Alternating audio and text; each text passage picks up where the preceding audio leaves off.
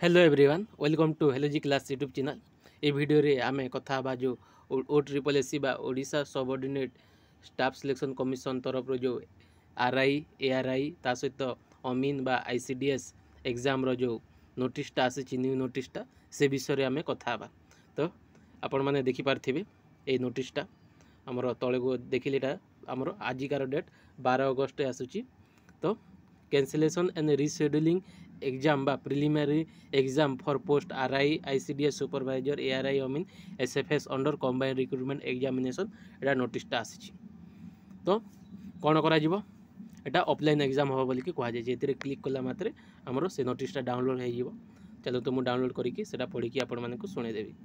तो एटा just download हैला।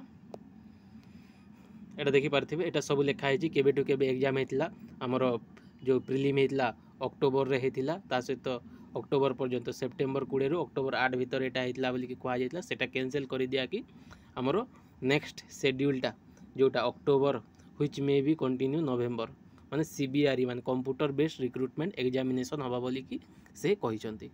तो आमे जेते सब ए जो एग्जामटा कैंसिल हैला करप्शन हैला ए सब पई आमे जेते सब स्ट्राइक कलु तो एथिरे कोन हमर प्रॉफिट हैला किंबा हमर कोन जेते सब पिला एते हैराणी कि हमर खरा वर्षा रे भिजी भिजी कि पिला गुडा को स्ट्राइक करले ऑफलाइन एग्जाम हो single day single shift exam हो बोली कि कहा गला।